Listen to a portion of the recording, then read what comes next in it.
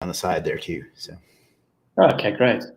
All right, we are live. Good afternoon, ladies and gentlemen. When you get on, let me know if you can hear and see me, please. We're always in these awkward few moments in the beginning when nobody's on, and I'm asking people to tell me if they can see me, even though they're not there. We will get started here in just a second or two. Let me go ahead and bump the post of these so people can find it. And then I'll introduce. Mubashir says, Chris, I assume that means hi, Chris. Hey, Mubashir, how are you?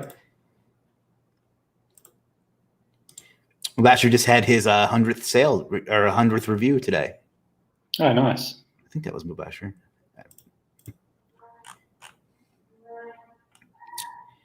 All right, let me bump these posts and then we will get started. Adam says, hello, Chris. How are you? You guys can say hello to Mark too, but I'm doing well, Adam. Craig says, hello, Chris and Mark. Hey, Adam. Hey, Craig. I can't even find my own post here.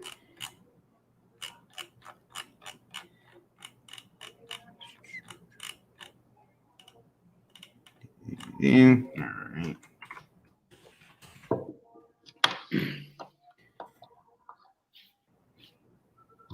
Ah, there it is. And here we go. All right, I am here with Mark Brommel. Is that how it's pronounced? That's correct. All right. Mark, if you want to go ahead and tell us a little bit about yourself and what you do, and we'll take some questions and we'll talk a little bit. Sure, sounds good. Thanks, Chris. Thank you. So yeah, my name is Mark Bromhall, and I'm the co-founder of a content marketing agency called ContentElect, and we specialize in writing high-quality, search-optimized content for small businesses and affiliate marketers as well. Okay. So for like small businesses, you mean like if an electrician or something came to you, you would write the copy for their site? Is that what you mean? Or? We have actually done that in the past, yeah. Like so, small local trade type businesses like that. But also, okay. I mean, it's a large catch-all term. Increasingly, we're writing a lot of content for SaaS companies, and because SaaS is a relatively young kind of space, the majority of the companies we are interacting with are small businesses. Okay, well that's cool. And how'd you manage to bring yourself into that particular niche? Do you have a background in content writing or? Yeah, so well, my background is in ad tech and martech. So I, for a number of years, worked in the London tech startup scene for ad tech and martech firms, and over that time developed a good understanding of what good content looked like from a paid distribution standpoint. So one of the companies I worked for was a big content recommendation engine, which powers content recommendations across some of the world's major publishers' sites. Oh, wow. So through that experience, as I say, I got a good understanding of what works and what doesn't from a paid content angle. And my co-founder for the last 10 years has managed a portfolio of travel websites, monetized mainly through affiliate channels like Amazon, but also through lead generation. And so he has a background in writing content for SEO.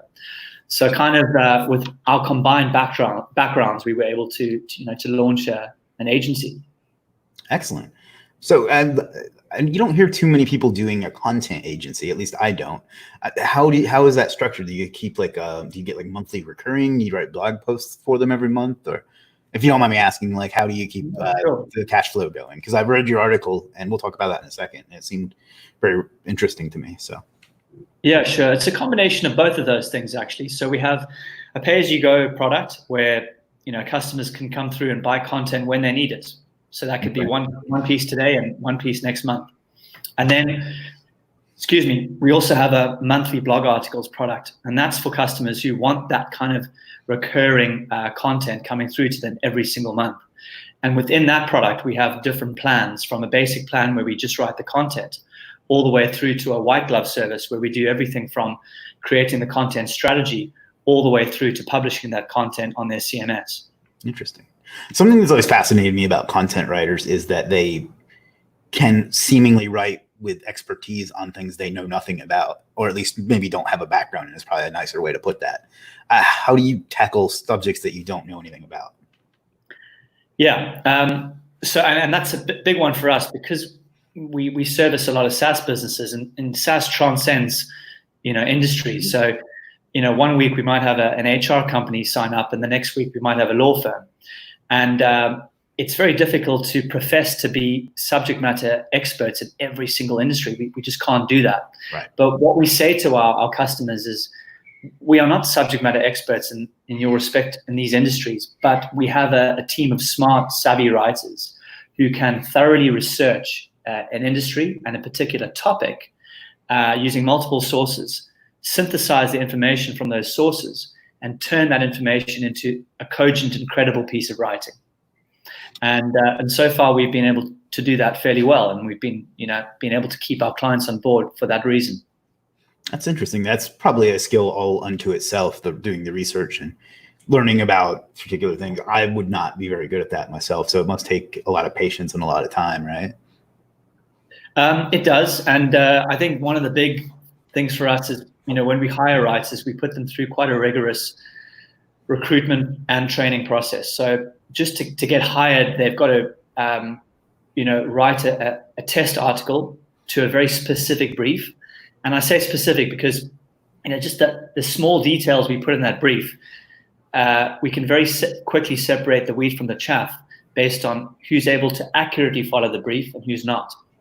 And then once they get through that process and they join our team, we then put them through, quite a stringent onboarding and training program to make sure that every single writer is following our methodology and is able to write content to our expectations vis-a-vis the client's expectations. Interesting. And one thing that I've always struggled with writing good content is, and it's getting better as Google gets more intelligent, but is that sometimes making something SEO friendly takes away from the quality of the content a little bit. And how do you overcome that? How do you work in a keyword when maybe the keyword doesn't make grammatic sense? Do you have any advice on that? Because most of the people watching this do SEO. So I was wondering if you had any input on that. Yeah, so we take the approach of the fact that Google's getting smarter and smarter by the day, and therefore is rewarding well-written content ahead of content that is SEO optimized. And I'm not saying that we don't optimize our content for SEO. We always do that. But if it's a trade-off between something that reads well and is well-written versus something that's optimized 100%, we would rather choose the former. Yeah, I agree with that too. And write a good piece of content. Yeah, I agree with that too.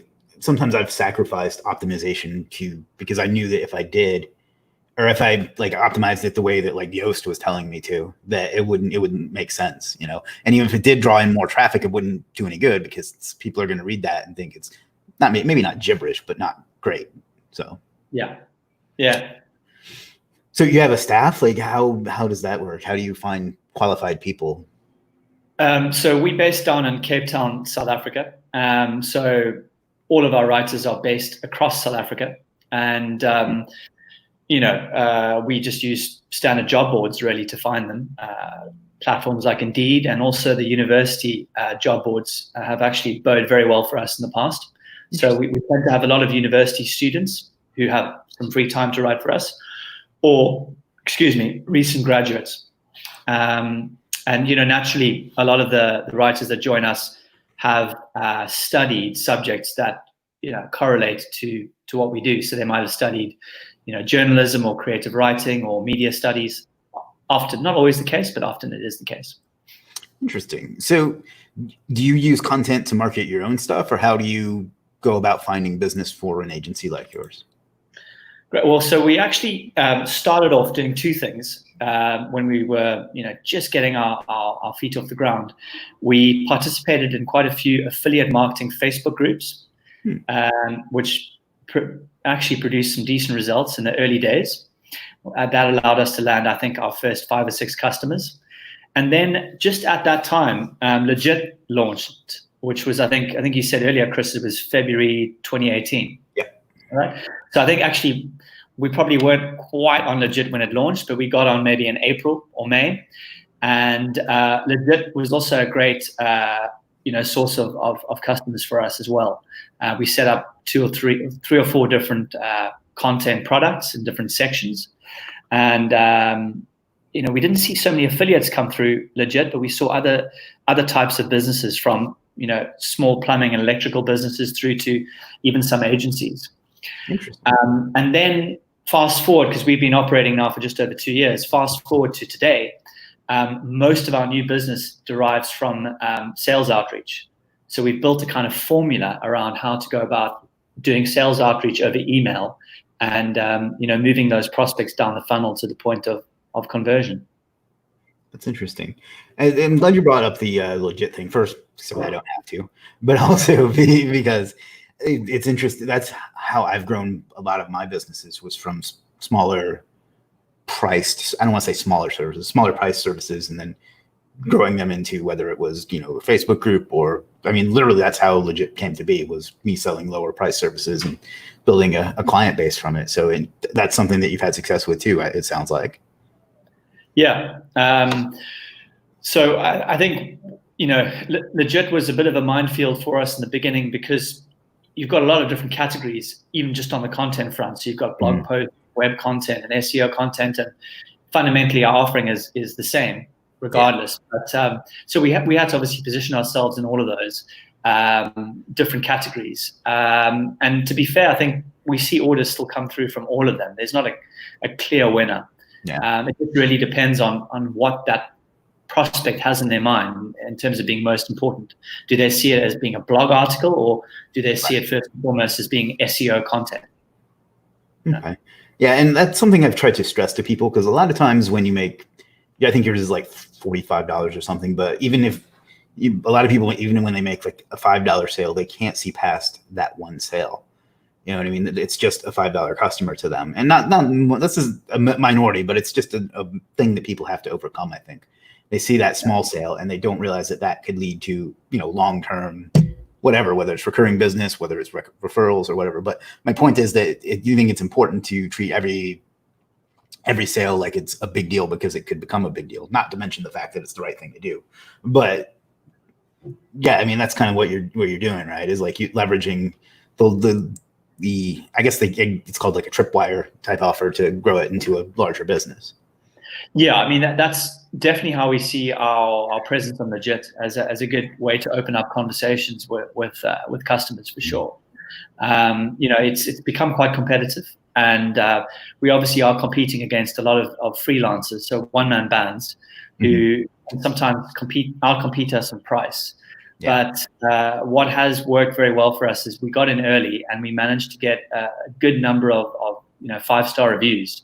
So I think, I haven't checked recently, but when I last checked, our aggregate review across all of our services was 5 stars. Whereas some of those larger players, when I say larger, I mean they've got many more orders than us. They haven't quite been able to sustain as high a review. And so for a lot of customers coming through, they might actually choose someone with a lower amount of orders but a higher review. And I think that's where we're able to win. Yeah.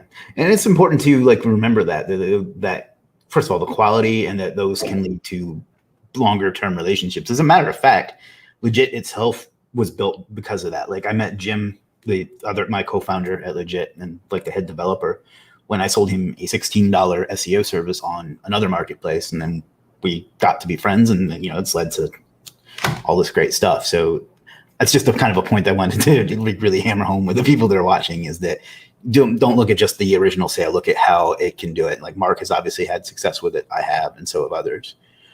Yeah, so, lifetime value. Yeah. Yeah. So the reason I found you, I've known you a little bit for a while, but the reason that it occurred to me to invite you on today was I saw, I guess it's like you'd call it a blog post or something, that you wrote on Indie Hacker. Is that the site? Yeah, Indie Hackers. That's right. Yeah, that's I'm not really too familiar with that platform, but for the record, it's been driving us a good bit of traffic. So do you have success marketing on the platforms like this, like the Medium, things like that? And I'll drop that link in the chat, by the way. Yeah, thanks. Not really to date, but at the beginning of the year, we sat down and kind of ironed out a marketing strategy. And in addition to investing more heavily in sales outreach, we needed to diversify, how we were going to try and, spend money on customer acquisition. And one of the areas we identified as being viable was to appear on podcasts and websites where we knew our audience lived. So my co-founder has since appeared on a number of podcasts similar to this one. But in addition to that, in our searches, we came across sites like Indie Hackers. So when I came across Indie Hackers, like you, I'd never heard of them before. It was just from a Google search. And I discovered shortly after that they were bought by Slack a while back. So you can see that the site has a Slack look and feel to it. It does. Yeah. And I initially tried to get onto they have a podcast, but it's quite difficult to get onto.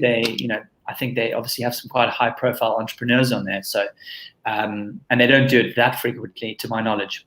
So I applied for that and they said that was by invitation only, but they also had this written interview feature that was open. And if I wanted to take part in that, I could. And so I said, well, let's go for it. So they sent me the template, if you like, with all the questions, and then I filled that out, and it got turned into this article sort of come interview. And clearly they have a good size audience that's rather engaged. Yeah, definitely. I mean, I don't know what they have, but just the fact that I routinely see traffic coming from it, and it's not like it's about what I do. So it's just like one link in there. So that tells me that they have quite the audience. Yeah, well, I'm glad you're seeing the fruits of our labors. Well, anytime you want to help me for free like that, be my guest. No, it's cool though. It's a great way to promote yourself, and I think more people should focus on that type of content marketing, which I guess would be great for you if they did too. So, yeah, I mean, we saw quite a few leads come in from it, which was great. Some have converted. I think I might have lost you. You still there?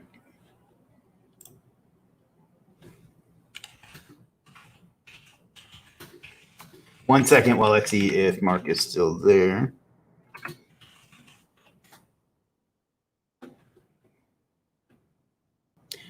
All right, guys. Well, I'll try to figure out what's going on with Mark and see if we can get him back on in just a minute. In the meantime, I am going to read some questions. Mubashir says, I'm struggling to write content as a non-English person. Any suggestion for me? I'll have to leave that one for him. I don't really know. Waslis says, I hope everyone is doing well, like the stream, as always. Expert Web Design said he just joined a little late. Waslis says, damn. Expert Web Design says, when getting content written, what maximum percentage of plagiarism should it have? I don't really have the answer to that either. Well, we will see if let's try and message him again. I'm not dreaming, right? He dropped off.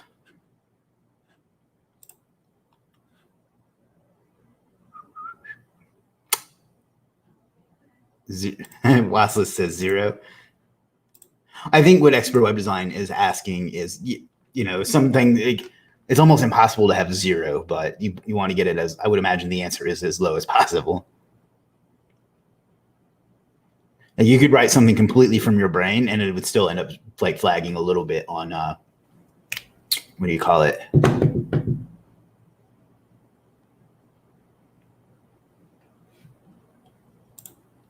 He was talking and I cut him off. That's interesting because it completely froze on my side and then he dropped off the stream.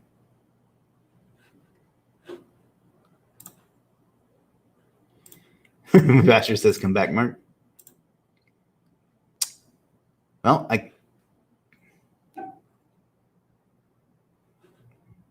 not sure what else to do here. If I can get a hold of him, I will get him back on. But he's not responding to my message so far. So we'll see what we can do. All right, let's see. Ahmad says, hey, Chris, what recommendation about inbound links to own website? do you mean, I'm not sure what you mean. What kind, how many, what should they be? Can you give me a little bit more information? Wassa says, I'm joking. Big Gamer says, hey, Chris, in your SEO course, have you teach how to get SEO clients? Yes, indeed. There's a whole section on it, including cold email, cold calling, LinkedIn, and some other things. And I'm going to be adding and kind of refreshing some of what's in there as well. So yes, if you want to check that out, you can at learnhowtorank.com.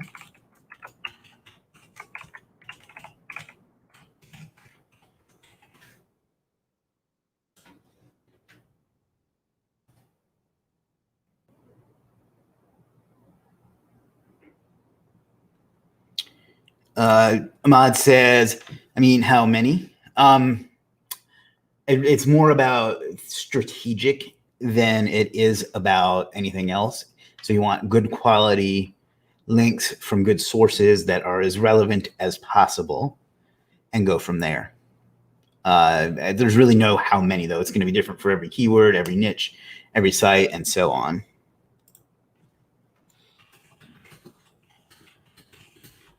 One second here.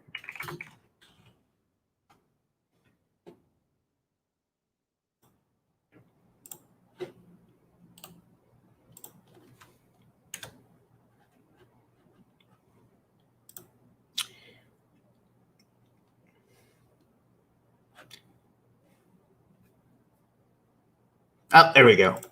Sorry about that. I mean, in the one night where I can't afford the internet to cut out, it does. So I'm tethering to my phone now. I don't know what's going on with the Wi-Fi here at home, but hopefully the tether will suffice. All right. Well, we'll go ahead and we'll take some questions. Let's see. Mobashir says, I'm struggling to write content as a non-English person. Any suggestions for me? Well, one thing I would suggest, and we use it as a company, is to install Grammarly. So, Grammarly is a great little tool to check, like the name suggests, your spelling and grammar. And just make sure that once you think that you've got something finalized, you can run it through Grammarly before, pushing it live. Okay. Expert Web Design asks, when getting content written, what maximum percentage of plagiarism should it have? So I guess he's saying if he buys an article, when is so much of it, when does it become a plagiarized article? You know what I mean? Yeah. I guess that's kind of subjective, but we wouldn't permit more than, I suppose, like 10%. Obviously sometimes you're going to have sentences that you may have, used from other sources. But nothing more than 10%, I would say. Okay. Let's see. There's a couple SEO questions I took while you were gone. Amro says, like the stream way much today. It would be great meeting with startup owner every once in a while. And Mark suddenly got frozen. Yeah, sorry about that. Sorry about that. Yeah, it's sod's law. Just when you don't need these sorts of things to go wrong, they do. Expert Web Design says, welcome back, Mark. Thanks. And guys, I'll get to the SEO questions after. I want to focus on Mark's thing here. I forget where we were when you got cut off. I think we were talking about the Indie Hacker article, or? Yes, that's correct, Chris. What I was saying is we also, like you, saw some decent traffic derived from the article in the form of leads, and some of those leads we've managed to convert into paying customers, which has been fantastic.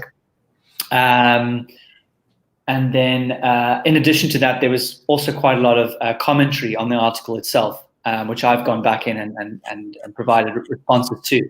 So it's probably going to eventually run its course and die down. Sure. But for a week, it's been a great source of traffic and another great little channel of revenue. Awesome, good. So do you guys offer anything other than content, or you stay in your lane on that? Do you do any other kind of like marketing or anything like that? Yeah, no, it's just the content. When we started out, we also we wrote content and placed guest posts. And that's why we were so So we participated frequently in those Facebook groups because the affiliate marketers wanted both of those things. They wanted content for their websites, but they also wanted the backlinks and the guest posts. So we started off offering both of those services. But the margin on the guest posting became less attractive as the business grew, and also was quite onerous because you obviously you're relying on a third party to ensure that your guest post goes up on time and it goes up according to what was agreed. I'm sure you'll be aware of what I'm talking about. So it became difficult to manage because there was a lot of back and forth. Whereas with the content, we own that entire piece, so we have full control over what gets delivered. Whereas with the backlinking, we didn't. Interesting. Okay. Yeah, I can totally see that being an issue. And now, do you do any for yourselves? Like, you keep mentioning that you worked with affiliate marketers. Do you do any kind of affiliate marketing for yourself with it? I mean, if you don't mind me asking. Yeah, well, my co-founder, he's got a portfolio of sites, as I say, in the travel space, and some of those are monetized using affiliates like Amazon. But we don't leverage like our writers. He's actually got his own pool of writers that he uses for that. We don't sort of cross over. Okay. And I notice you keep referring to it as content. Do you also do like sales copy, like landing pages, VSLs, that sort of thing, webinars? Yeah. So once again, actually, we used to do that, Chris. So we used to do sales copy and ebooks and white papers and that sort of thing. But we've just recently redesigned our website and stripped all of that back. And we just want to focus on what we do best, which is writing really high quality blog content. And we feel that even though it is just a single offering, there's enough demand out there for that service alone. Yeah. There definitely is. And I think I'm being a kind of a hypocrite here in saying this, but I think it's wise to like focus on the thing that you're good at and not have your hands in too many things, because then you become stretched thin, believe me. So I think that's a wise approach, even though it means probably having to say no to certain opportunities sometimes, I would imagine. Yeah, we do have to turn down opportunities every so often, but I think it's in the long run, it's to our benefit, because we then are able to become much better at this one thing, and I think become a much more attractive proposition for customers who are looking for that thing, which is great blog content. See, Dexter says, who's law? Mark is the co-founder of ContentElect and a content marketing agency based in South Africa, and he's also a seller on Legiit. Yeah. Last list says 10 watching, 3 likes on YouTube. Come on, give it a like. Expert Web Design says, thanks, Mark. That's very helpful. I'm about to order 17 articles from Legiit. I tell the vendor like the plagiarism to be under 10%. Yeah. Sorry, I missed the start. Is Mark a content writer? Does he have a gig on Legiit? He does. Let me drop that in the chat real quick for you. Thanks. Problem. It's a ContentElect. How'd you come up with that name, by the way? I think, it's obviously a merge of the word content and intellectual. Okay. So we call our writers content-electuals. Oh, that's cool. I like that. People, you joke, but coming up with a business name is really hard. We legit it took us weeks to come up with something to call Legiit. So.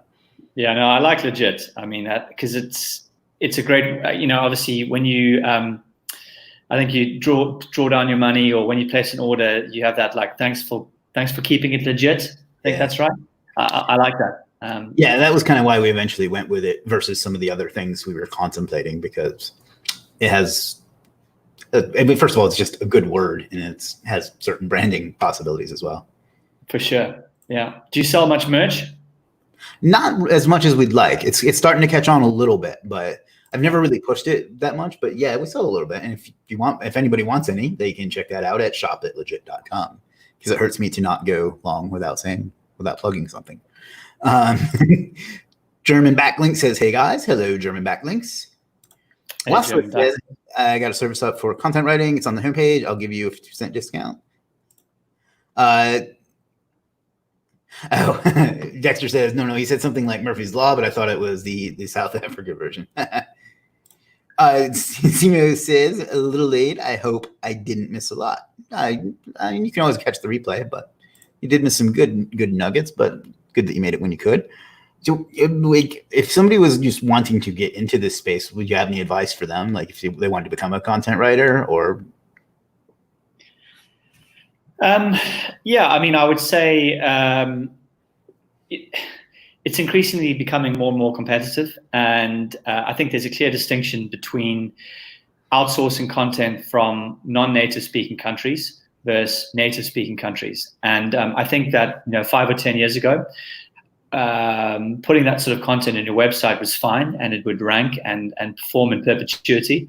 But I feel, and this is just my opinion, or the opinion of our business, is that as Google is getting increasingly smarter at how it indexes and optimizes content online, it is rewarding content that is written naturally and is written well, and is certainly not rewarding that sort of content that is clearly written just to try and rank, and also often grammatically incorrect.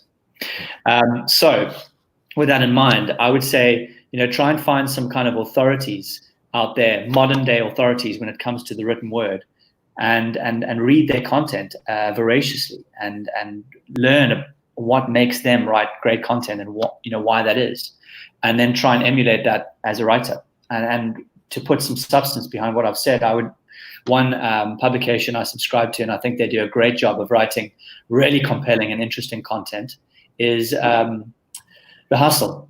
I'm not sure if you subscribe to The Hustle, but they send out a daily email, and it's just a summary of news, business and tech stories. It's packaged up in a really interesting manner. I'll definitely have to check that out. I have heard of it, but I'm like subscribed or anything. I have a daily email service that I do too, and I'm not a content writer by nature, but it's really helped flex that muscle for me to have to come up with something to write every single day and like make it interesting. It's when it's your job, you can't just say I'm not inspired right now, right? Like, you have times when you got to do the job whether you're in the mood or not. Yeah, absolutely. Yeah, because I have other friends that are content writers as well, and I've often heard them say, I'm not in the mood. I'm like, that's kind of your job though. Like, I know that it helps if you're inspired to write something, but how do you get through that when you have like something you're not really enthused about writing about? Well, look, we give our writers the liberty to accept and reject briefs. So we'll reach out to them and say, hey, here's a brief for this. It's up to them whether they wish to write on it or not. So if they feel that particular day they're not in the mood about writing on HR, then they can politely say, I'll decline your offer, and we'll go and issue it to another writer. So I think that's how we work around that sort of like the ebbs and the flows of what people are interested in writing on. Okay.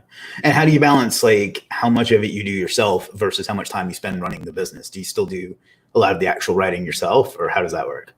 No, so I do none of the writing these days. And I actually, did I do any of the writing in the beginning? I don't even think I did, actually. We had a writer that came on with us from the very get-go who did all the writing. And then we built the team up from there. So I actually never did any of the writing. It was all focused on, I was all focused on building the business. Okay. Yeah. I didn't know that. So then your day-to-day is more about like what, finding new business or making sure projects are done, or how does that work? Yeah, so it's I would say it's almost 100% just going after new business. So working at the sales outreach element of our business, which is quite time consuming, but at the same time is rewarding. And the other 10% is on business operations, and a little bit of marketing, but mainly sales outreach at this stage. Interesting.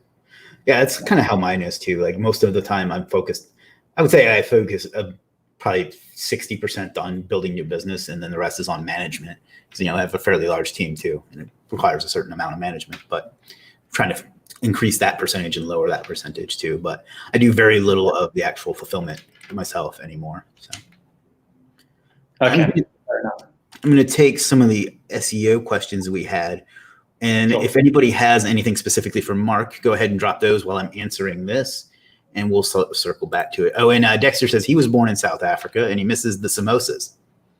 Okay, yeah. Well, it's interesting. He spelt it the wrong way, because in South Africa, samosas is spelled with 2 O's, and it's pronounced samosas. But I can sympathize with you there, because they are very good. And I'm missing them now, don't you worry, because we're in a lockdown here, and so we can't get any samosas very easily, because the places that make them, well, there are probably a few open, but they're quite difficult to come by right now. How's that going there anyway? Yeah, not too bad. We've been in quite a draconian lockdown since the end of March, which has put severe restrictions on our movement. And by that, I mean, the only movement we've been permitted to do has been to go to the shops to buy food. And then we have an exercise window every morning for 3 hours from 6 to 9. Oh, wow. But from Monday, they're going to relax the lockdown a bit. So we'll be allowed to exercise throughout the day. But things like restaurants and gyms and places where there are usually concentrations of people, they still won't be operating. Wow. It's been, and I don't want to get on this topic too long, because it's just, I'm sure everybody's sick to death of it, but it's been interesting because I work with people in like probably 40 different countries. And it's been very, very interesting to hear the different ways that the different governments have handled it, and how some have been ridiculous. I don't want to say ridiculous, but incredibly strict like yours. And then others where they've done hardly anything. It's been interesting seeing the different cultures for me. Big Gamer asks, would you suggest SEO clients versus rank and rent or pay per lead? My personal preference is clients, because you get paid that day and you don't have to put in all the time and effort to go ahead and rank a site before you start getting money. And I personally prefer to work with a quote unquote real business, as opposed to setting up my own site has to be somewhat generic. So that's just me. There's nothing wrong with either of those. It's just, that's my preference. Is there any problems, and you might be able to weigh in on this as well, is there any problems with having a lot of tier 1 links when the article is only 500, 600 words? I wouldn't necessarily say there's a correlation. Do you, I know that you write SEO optimized content. Do you find longer or shorter, any correlation between how important the length is? Yeah, we tend to say that these days the benchmark is 1,000 words. That's what we work around. Now, whether we write or not, it's another story. But once again, we go back to the principle that Google is now rewarding good quality content, and not in all cases, but in a lot of cases, that often plays out in a longer form article. But I do think there are caveats to that, because sometimes you'll find SEOs saying, well, if I'm gonna win at this game, I'm gonna just go way above 1,000 and write 2,000 words or 3,000 words every time I put a piece of content out. And I think that that's not always going to win the race, because in some cases, writing 850 or 900 words on a particular topic is enough and will suffice. Mm-hmm. So I guess my answer is that it really depends on the niche and on the topic within the niche. I think it makes sense. Like if you're doing some local trade business, like a plumber or electrician, there's only so much that you can say about a business, like your pipe breaks and we fix it. Like, I'm not trying to downplay what they do. It's just, there's not 3,000 words worth of stuff to write about a business like that most of the time, I would think. But that's right. No, that's a good example. Whereas, if we're talking about a best of post where you're saying the 10 best coffee grinders, well, of course, then you can build that out to 2,500 words, because you're writing about 10 different products. Right. Yeah.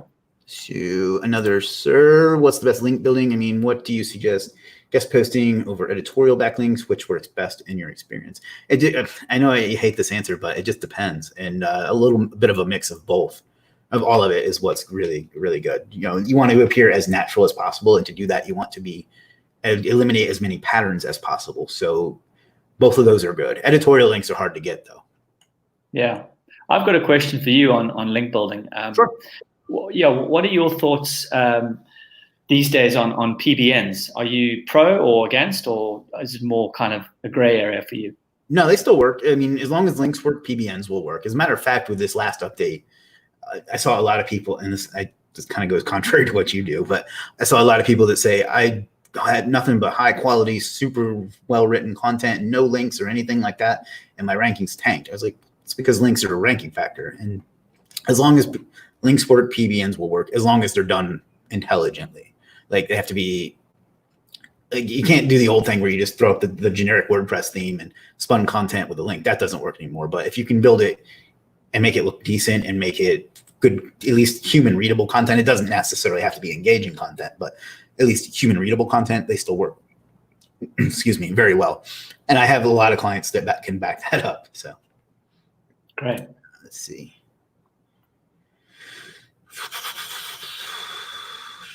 I hope I didn't miss out. Hector says, I'll be joining Academy soon. Awesome. Awesome. Check that out at learnhowtorank.com. Wasla says, on my own site, I only write about 1,000 to 3.5K words. The average on Google is 1.8K, unless it's on a short response type article. I just meant on the links to my site. Not sure if there was a question in there, but German Backlinks asks, what lessons did you draw from the latest Google Core update?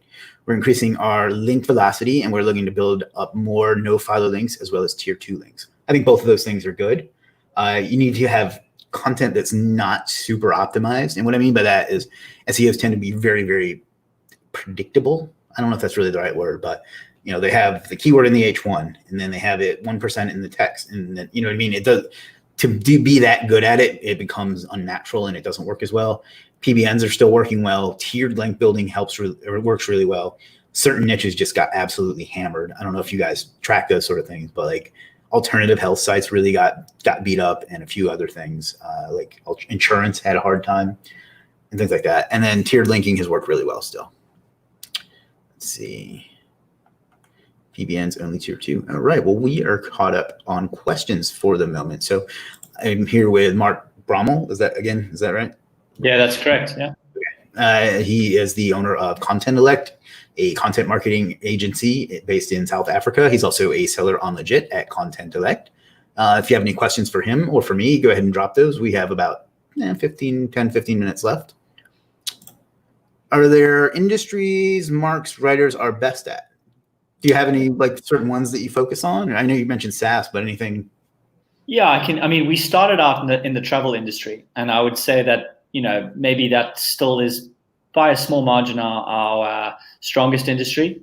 But we're increasingly becoming proficient in HR, legal, transport, all sorts of different industries. But to answer your question, Dadriansa, probably travel, because that was our initial focus. Do you have one that you want, or any that you don't take, or if there's some that you do take that you don't like? Is there any, like, they come in and you're like, oh, okay? Yeah, I mean, we do sometimes turn away prospective clients if the subject matter is non-researchable and often is proprietary to that business. So I'll give you an example. We write a lot of content for financial services, and as long as we can research the topic online, we're good to go. But every so often we might have a financial services client that comes forward. There might be, let's say, for example, a hedge fund, and they might demand us that we write, very esoteric, specific content, not just to the hedge fund industry, but to their hedge fund. That's a bit too difficult for us to take on, because once again, that's proprietary to them. And that then becomes more of a consulting piece and less of a content writing piece. And so it's in those cases that we would have to politely turn down engaging with those clients, because it removes us from what we do, which is we research topics online independently and we create great content. This would rely us on actually effectively going into that business, sitting down with the client, picking their brains, consulting, as it were, and then turning that consulting into writing. Okay. Yeah. That's interesting. German Backlinks asks, what was your biggest struggle with briefing authors, and how did you solve that problem? That's a great question. Yeah, that is a good question. I mean, look, it's, once again, it is cliched, but the more detailed the brief, the better. Now, I'll sort of unpack that a bit. Yes, you want to provide as much detail as possible, but you also don't want to have a brief that's too long, because by the time the writers got to the end of the brief, they've forgotten what you wrote at the beginning. So we've obviously built a kind of nice template where we can convey the most important elements of that brief in the shortest amount of writing. And so our writers can very quickly scan a brief and get a quick understanding of what it is they need to write and how they need to write that piece of content. So yeah, to give you a few concrete examples, in addition to obvious things like the title and the keyword, we'll have something like tone of voice, where we'll say conversational or businessy. We'll include maybe 2 or 3 research links to give them a flavor of what we're looking for. And then lastly, we would always have some kind of mention on the target audience. So who they're writing for, are they teachers? Are they young people, old people? What's the demographic? Interesting. And how do you collect that information from your clients? Do you have like a form that they fill out and you kind of work with them to make sure you're on the same page? That seems like it could be kind of tricky because people probably it can be, because to try and create as frictionless a sales process as possible, we obviously want to have as few mandatory fields in the order form as we can. So what that means is that the only 2 mandatory fields we have is the article title and the word count. So a customer can come through to our site and just order a piece of content with just those 2 data points. And, in many cases that's enough, but sometimes it might not be enough. In addition to that, we do have a briefing section where they can write a synopsis or a brief on what they're looking for, but they don't have to. So it's really up to our project managers then to fill the gap. And that's why we have the system where we have writers and we have project managers. So the project managers pick up the orders. They turn those orders into a comprehensive brief. They issue the brief to the writer writes the content, sends it back to the project manager. They then do 2 things. They proofread it, and then they make some edits if necessary, and then they send that final piece over to the client. Okay. That's interesting, because like even in SEO, it's hard to get the information I need, and that's something that's a little less abstract than something like that. How do you deal with do you get? I mean, I know you guys do a great job, but every industry you sometimes get one of those customers. How do you deal with people that you keep changing it and they're never happy? Do you ever get that client? Of course, yeah. You're going to have those clients. Our pledge is that we offer unlimited revisions. So there's no cap on revisions. Now, look, if we reach a point where we just revising and we can't get to a level where they are 100% happy, we usually then, might just refund them to kind of make sure that we can both be happy with the outcome, which is we remove ourselves from that client and we move on, and the client gets their money back. That's kind of. I'm sure that doesn't come up often, but they don't come up often, no. And look, with Google Sheets or Google Docs, should I say, it's quite easy. It's quite an easy format to facilitate revisions, because a client can come in to a doc and very quickly comment on what they want amended, and then in real time we almost can make those edits. So if they're still in the document, then they can say, actually, no, change that. And so although we do offer unlimited revisions, we often are able to solve any feedback in one revision. Okay, great. German Backlink says, thank you for the answer. Dexter says, where do you consider your price point compared to the industry? Well, it depends what industry you're referring to. If you're looking at us on Legiit, in an affiliate marketing context, I would say we probably sit at the higher end of the spectrum. But when you look at it through a SaaS company lens, we are actually, I would say, on the more competitive end when it comes to pricing. Do you run into that issue a lot? Because people that are in SEO tend to think of content as something they want cheaply done. And do you run into those kind of people that think you're too expensive very often, or? Yeah, we do. But because we've kind of moved the business in the direction of servicing SaaS companies, we're not as concerned about, those price sensitive customers as we were 2 years ago. Good. Yeah. Amaros says, what pieces of information needed to start ordering my content? Keywords, target, length, what about images, and what else do I need to provide? Yeah, sure. So, obviously the title, the keywords you'd like us to target, the length, you've spot on there, and just a short brief on what you'd like written. Images, our gigs on Legiit, we don't include images as part of our offering. It's just the content. So yeah. Is that something you normally do? Because it seems to be hit and miss with content writers, whether they add like formatting and images and things like that. Yeah. So on our, we've just done a site relaunch, and with that relaunch, we now do include the option to buy images because that was something we were seeing that was in demand from our customers. But our service on Legiit is void of images, and I think it's just a bit easier to deliver our content in Legiit without the hassle of having to add images. Okay. Yeah. Now, do your clients, can they just order like directly from your site without talking to you, or do you talk to everyone individually? Yeah, that's a good question. So they can just go straight ahead and order content, and we find that happens quite a lot on our pay-as-you-go service because the risk is really low, right? They can come in and place an order for $50, and that comes with unlimited revisions. So to be fair, they're going to get a piece of content that they like at the end. Our monthly blog article plans, particularly the more sophisticated plan like the Pro plan, that obviously comes at a higher price point and is far more nuanced, has a lot more cogs involved in that machine. So in that case, usually what happens is we'll have a phone call with the customer, but like you and I are doing now, and that's an opportunity for them to ask those questions that our FAQs probably can't answer. Right. And I just had this call now before coming on here with the client, and it was exactly that. He said, "Look, you've got the FAQs. It answered some of my questions, but some of my questions are more nuanced, and I just needed someone to talk to."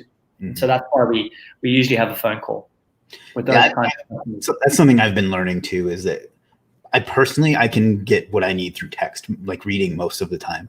Some people really need that human interaction to either feel comfortable or to understand or whatever it is. It's, everybody's a little bit different in those regards, but I'm finding that really helps some people learn. I've spent a lot of time because, I offer a lot of training, and I've spent a lot of time learning how people learn. And I'm finding that that's something, that piece is really important to a lot of people. And it probably is for you to get, not that you're teaching necessarily, but you're learning from them what they need and so on. And it probably makes them a lot more comfortable and more likely to pull out the credit card in the end. So, yeah, I agree with you. I think that personal touch adds a significant value. And I think in this age now where everything's automated and you can use a chat bot to try and move prospects down the sales funnel, those are great aids. But I still think there's a lot to be said for that personal touch of just jumping on a call and saying, "Hey, I'm the co-founder, and what questions do you have? How can I help?" Yeah. And it doesn't have to be long. That's the thing. It could be a 10-minute conversation. But a lot of times it's so difficult to actually get that opportunity to do it because everything's automated, and it's either you're in an email funnel or you're chatting to a bot, and the bot's responding based on artificial intelligence. Yeah, that personal touch that you mentioned is very key. It's literally why I'm doing, not the only reason, but it's a big part of why I do these, is because I like to act with the community and get to know what people need and how I can create a better product and experience for them, whether it's with Legiit or Superstar or anything else that we do. So it's good to hear other people have the same experience with it. So it's something you can't really replace, I don't think, no matter how great the tools get. So I agree. All right, we're caught up on questions. I've got a link to Mark's Legiit service on there, and then if you're wherever you're watching this, whether it's YouTube or Facebook, there's a link to his agency as well. And I'll also go back and edit and drop the Indie Hacker article on there that kind of led to this. We're getting pretty close to the end. We got about 5 minutes, so if there's any last questions for Mark, let me know. Go ahead and drop those in the chat. And do you have anything you'd like to plug or add or advise or anything? Not particularly, other than that, we write, content for both affiliate marketers and small businesses. So if you fit into one of those categories, feel free to get in touch. I'd be glad to answer any of your questions. You can, as Chris has shown, you can find us on Legiit. We've got a few services on offer there. They're all pretty much at the same price point. Alternatively, if you want to get in touch with me, just visit our website and drop us an email. Or we've just installed Drift, so you can chat to us on Drift. I know I was lambasting chatbots earlier, but we'll respond to you as a human on Drift. Well, is that kind of like Well, I don't know what that is. I've not heard of that before. Sorry, what's that? What is Drift? Is that like? Drift is just like a live chat service on the website. Okay, I'm trying to think of the one that everybody uses that I used to use too. So it must Intercom?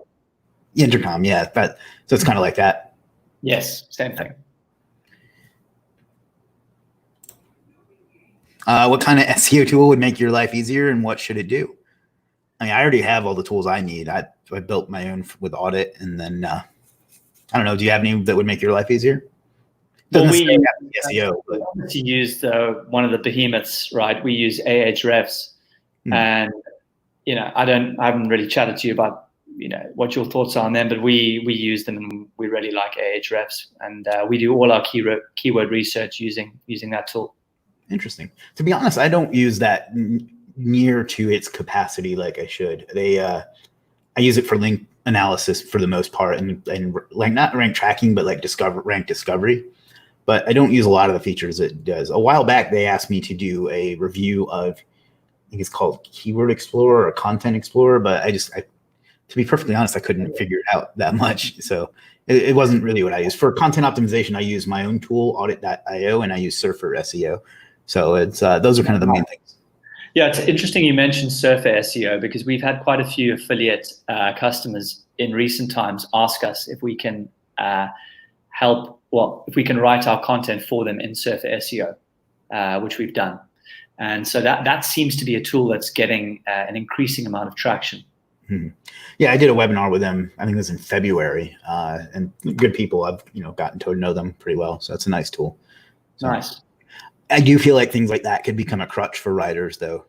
They, instead of like thinking about does this make sense, they'll just try to turn all the lights green, kind of like with Yoast. I mean, it's absolutely much more complex, but I think that's probably something you see too. Is like instead of using, I don't mean this to sound insulting to anybody, but instead of using their brain, they just use the tool. Do you find that that's a thing? Yeah, I mean, I think you're right. It definitely detracts from focusing on good quality writing, because you've now got a binary set of, as you put it, green lights to conform to, and if you take on the project, you really need to make sure that you hit the numbers or you hit the green lights. So we don't do that much of it, but it definitely does fly in the face of maybe trying to focus on higher quality content. Yeah. German Backlink says we're building a tool that is checking competitors and showing how much budget is needed to rebuild links for own projects, and clients add those links straight into the shopping cart. That's pretty brilliant, actually. It sounds like a great product. Nice. Expert Web Design says I'll definitely be placing an order soon. Currently use someone from the UK on Legiit that's $15 or £15 per 500 words. That's good for low budget clients. It'll be good to offer them a premium option. Good. I'm sure Mark would be glad to help you out. So yeah, we'd love to help you out. So yeah, get in touch. Great. All right. Anything else you want to talk about? I think it's about time to wrap it up. I'm all good. That was good fun, Chris. Thank you. Sure. I think I'm going to start doing more of these with some of the people on Legiit. I think it helps. I don't know. I think it's fun more than anything. I was going to come up with some profound reason. I think it's fun. I think it helps people think about different ways of using their services. So I appreciate you taking the time. I know it's late over there.